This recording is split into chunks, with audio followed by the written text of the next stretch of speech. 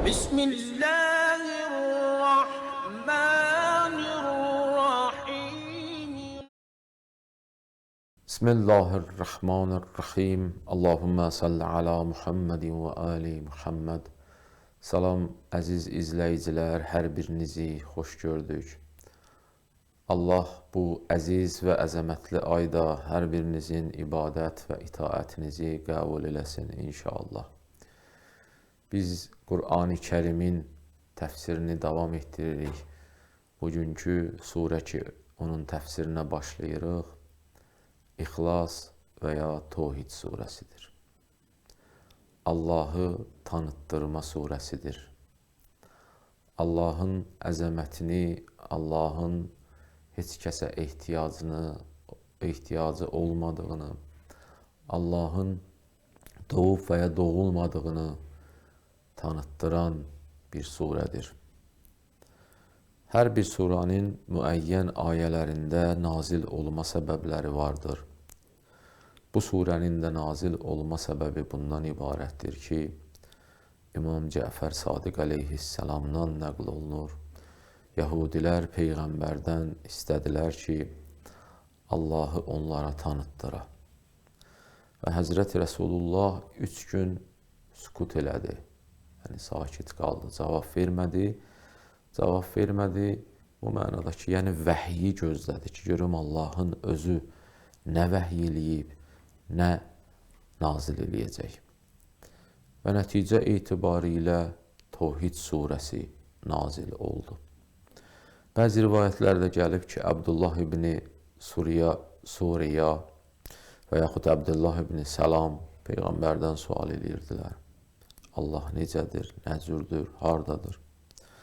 Bəzi rivayətlərdə gəlib Məkkə müşrikləri deyirdilər ki, bizim Allahlarımız bax, bu bütlərdir ya Rəsulallah, məsələn. Sənin Allahın necədir, hansı şəkildədir?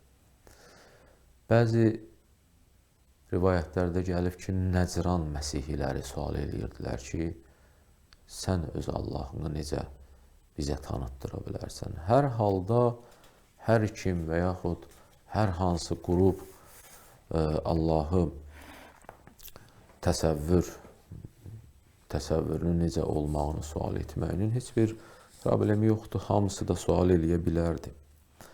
Amma ayənin və bu surənin nazil olmağının səbəbi, nəticəmiz budur ki, bu suallar nəticəsindədir. Mən təfsirə başlamamışdan öncə Tohid surəsinin oxumağının fəziləti haqqında bir neçə rivayətə işarə eləmək istərdim. Onlardan biri budur ki, Peyğəmbərin hədisində gəlib ki, Rəsulullah buyurur, Əyəcizu əhdukum ən yəqrəə sulusəl Qur'anı fi leylətin. Ki, sizlərdən biri acizdirmi? Yəni, aciz olanınız varmı ki, bu Qur'anın 1/3-ni bir gecədə oxuyaq? Yəni, Quranın 1/3 oxumaq təqribən 200 səhifədir. Bir gecəyə oxuya bilərmi sizlərdən? Elə bir şəxs varmı? Təbii ki, biraz çətindir. Amma qeyri-mümkün də deyil. Çətindir, insan yorula bilər vaxt baxımından. Hər halda Həzrət Rəsulullah o məclisdə hüzur tapan, hazır olan şəxslərdən biri dedi ki, ya Rəsulallah, kimin qüdrəti var ki, bir gecədə Qur'anın 1/3-ni oxuya bilə? Belə bir sual verdi. Həzrət Rəsulullah cavabında buyurdu, İqrəu qul huvallahu əhəd. Özüm, belə deyək, addım gəlirəm ki, dərk eləyək Peyğəmbər nə demək istəyir. Peyğəmbər cavabında buyurdu, İqrəu qul huvallahu əhəd. Qul huvallahu əhəd surəsini oxuyun. Nə üçün Rəsulullah buyurdu, Qul huvallahu əhəd surəsini oxuyun? Nəyə işarə eləmək istəyirdi? Qul huvallah nədən bəhs eləyir? Qul huvallah surəsi ki, 4 ayədən ibarətdir. Hamısı Allahın təkliyini isbat eləmək istəyir. Allahı heç bir şeyə bənzətməməyimizi isbat eləmək istəyir. Allahın heç bir şeyə ehtiyacı olmadığını isbat eləmək istəyir. Baxın, burada bir şeyə diqqət eləyək. Nə üçün Rəsulullah buyurur Qur'anın 1/3-ni, hər kim qul huvallahu oxusa Qur'anın 1/3-ni oxuyar? Çünki Qur'an-ı Kərim ümumiyyətlə keçən dəfələrdə çəkilişlərimizdə qeyd elədik. Ümumiyyətlə Qur'an görürsən əhkamdan, əqaiddən, əxlaqdan bəhs eləyir. Bunlar insanın hidayət olmaq üçün bu üç mövzu əsasdır ki, Qur'an bunlardan bəhs eləyir. Bu ayə isə təkcə təvhiddən, bu surə isə təkcə təvhiddən bəhs eləməyinə görə Peyğəmbər onu Qur'anın 1/3 hesablayır. Yəni qısa olaraq tam, net və dəqiq təvhidi bu surə isbat eləyir. Peyğəmbər ona görə buyurur ki, hər kim qul huvallahu əhəd surəsini oxusa, Qur'anın 1/3-ni oxumuş olur. Burada bir nöqtə yadıma düşdü, onu qeyd edeyim. Bəzi vaxt görürsən ki, dünyadan köçən insanlar üçün, ölmüş insanlar üçün Qur'an xətmi olur. Və kimsə deyir ki, olarmı qul huvallahu 3 dəfə oxuyaq, məsələn, bir xətm hesablansın. Təbii ki, qul huvallahu 3 dəfə oxumaq bir xətm hesablanmır. Həzrət Rəsulullahın məqsədi, mənzuru başqa bir şey idi ki, qeyd etdim, izah verdim. Amma hər kəs qalxa deyə ki, 3 dəfə mən qul huvallah oxudum filan, məsələn, ölən şəxsə belə deyək, xətm eləmiş oldum. Xeyr, xətm eləmiş olmur. Qul huvallah qədər savabı gəlir. Baxın, heç əqli baxımından da mümkün deyil ki, bir adam bir aya, 20 günə Qur'anı xətm eləyə və bir adam da 1 dəqiqə, 2 dəqiqəyə 3 dəfə qul huvallahu oxuya və deyə mən Qur'anı xətm elədim. Savabı aid ola bilər, amma eyni o xətim təbii ki, hesab olunmuyor. Sonra digər bir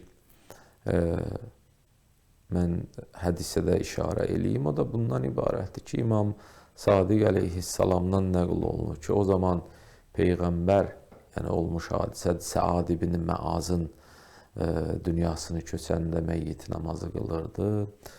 Həzrət Rəsulullahdan nəql olunur ki, gördüm ki, 70.000 mələk onun cənazə namazında iştirak eləyibdi. Həzrəti Cəbrail də o 70.000-in içərisində idi. 70.000 dedikdə mələk gözə görünməyən, belə deyək, hər şəxsin gözünə görünməyən bir məxluqlardır, bir varlıqlardır. Yəni, onlarda say insan kimi çox da, belə deyək, önəmli deyil. Məsələn, təsəvvür elə 70.000 insan yığmışıq bir yerə və 70.000 insan maddidir. Maşından gəl, avtobusdan gəl, təyyarə ilə gəl bir nəfərin cənazəsinə. Bu çox çətindir. Buna günlərlə ehtiyac var 70.000-i. Amma mələklər mücərrət bir varlıq olduqlarında onların 70.000-i Allahın bir əmrinə bağlıdır yığılmaqları. Yəni, bizə qeyri-adi gəlməsin. Və Həzrət Rəsulullah Səad ibn Məazın meyyit namazında 70.000 mələk görür. Və Həzrət Cəbrail də onların içərisində idi. Və Həzrət Cəbraildən soruşur ki, nə olmuşdu, hansı əməl görmüşdü Səad ibn Məaz ki, siz məsələn bu qədər onu əzizlədiniz və gəldiniz.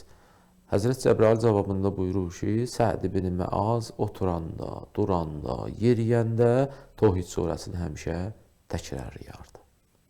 Və hətta bir hədisdə var ki, namazlarınızın heç olmasa bir dəfə də olsa, qul huvallahu oxuyun. Ki, bu Əhl-i Beyt aşiqlərində, şiyələrdə adət halını alıbdır və hər kəs də nəinki bütün gündə bir dəfə yox, heç olmasa hər namazın bir rükətində qul huvallahu oxuyur. Nə üçün?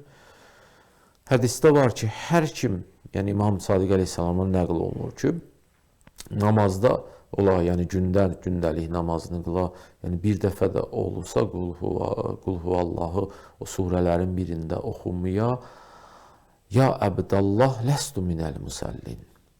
Allahdan nida gələr ki, ey mənim bəndəm, sən namaz qalan deyilsən. Çünki namaz özü ibadətdir. Kimə ibadətdir? Tək Allaha ibadətdir. Tək Allaha ibadətin içərisində sən tək Allahlığı isbat eləyən bir surəni təkrarlamaq və oxumaq istəmirsən. Diqqət edin. Tək Allaha ibadət eləyirsən, tək Allahlığı isbat eləyən ayəni və ya surəni oxumaq istəmirsən. Bəzi vaxt biz düşünək, düşüncə çox yaxınlaşdırır və odur ki, bu surə çox əhəmiyyətli və çox dəyərlidir. Çox rivayətlər nəql olunub ki, bu surənin fəziləti haqqında onları dedikcə çox, belə deyək, olur, çox uzanır, çox vaxtımızı alır. Amma bir sonuncusuyla mən kifayətlənim. Rivayətlərin birində də nəql olunub ki, bu surəni evə girən zaman oxumaq kasıbçılığı və fəqirliyi də aradan aparar. Amma ayələrin özü Bismillahirrahmanirrahim Qul huvallahu əhəd Allahu səməd ləm yəlid və ləm yulad və ləm yəkun ləhu kufuvan əhəd. Surənin özünün çox da, belə deyək, mənası aydındır, çox təfsirə ehtiyacı yoxdur. Amma deyərdim ki, öz təfsirlərini verərdik, ayənin təfsirlərini deyərdik. Birinci ayə Qul huvallahu əhəddir ki, Peyğəmbərdən yəhudilər və ya hər kim ki qeyd etdiyi soruşdu. Ya Rəsulallah, qul denən huvəllahu əhəd. O, Allah əhəd, təkdir. Burada bir incəlik var. O incəlik bundan ibarətdir ki, Allah gözə görünmədiyinə görə, bizim bu gözümüz onu dərk etmədiyinə görə işarə eləyir. Denən o Allah. Təsəvvür edin, bir insan baxır, o Allah, o Allah, o Allah, heç nə görünmür. Yəni, bunun mənası nədir? Yəni, Allah hər bir yerdədir. Hər bir yerdə Allahın nişanəsini görmək olar. Amma sənin, mənim bu gözümdən yox. Bunun özü bu ayədə bir incəlikdir. Ki, Qul huvallahu əhəd.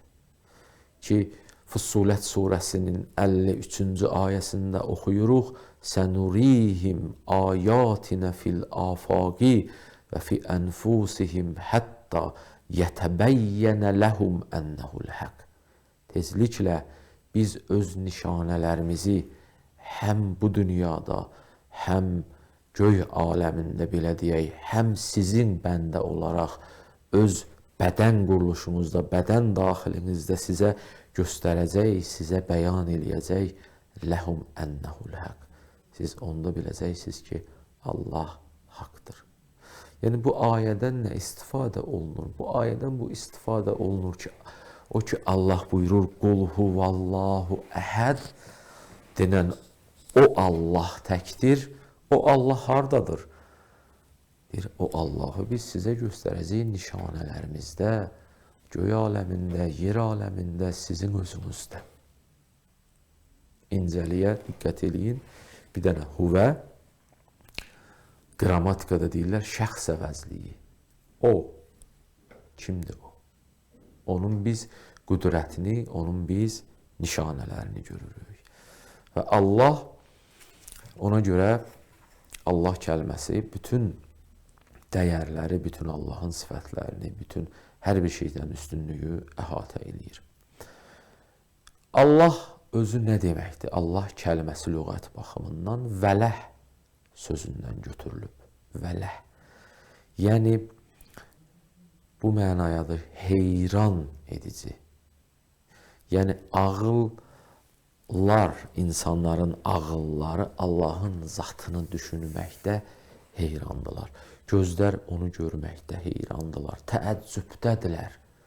Ki, görürsən, Allah necədir, nə cürdür, otururmu, dururmu, nəuzubillah, hansı şəkildədir. Ağıl, insan ağlı nə qədər Allahı, belə deyək, görə bilmir, düşünə bilmirsə, o qədər heyranlığı artır.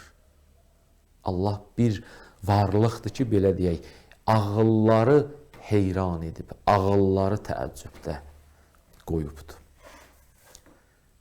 Və yaxud başqa cür də məna eləyirlər ki, Allah o şey və yaxud o şəxsdir ki, yeganə şəxsdir ki, ibadətə layiqdir. Bir dənə o. Ondan başqa heç kəs ibadətə layiq deyil. Amma əhəd kəlməsi, qul huvallahu əhəd. Əhəd kəlməsi, əhəd ya vahid, təqribən ikisi də bir mənanı əhatə eləyir. Allah təkdir mənasına gəlir. Yəni o şəxs ki təkdir, nə də onun oxşarı yoxdur. O şəxs ki təkdir, nə də məsələn o əzəmətdə, dəyərdə, oxşarlıqda, qüdrətdə, hər bir şeydə təkdir. Hər bir şeydə təkdir Allah. Və odur ki, əhədin də burada mənası budur ki, Allah ədəd baxımından təkdir. Yəni bir yerdə iki şəxs ola da bilməzsən, məsələn, eyni Allahla yanaşı tutasan ki, burada 3 nəfər varıq, biri də məsələn Allahdır. Yəni o 2 nəfər Allaha tay bərabər deyil. Allah hər bir varlığınla özü təkdir. Qul huvallahu əhəd dedikdə İnsan təəccübə gəlir, heyrətdə qalır ki, ya Rəsulallah, denən o Allah təkdir. Yəni o şəxs ki, yeganə şəxs ki, ibadətə layiqdir və ondan başqa heç kimi ibadət etmək olmaz və təkdir, ikincisi yoxdur və Allah da birdir və insan təəccübdə qalır.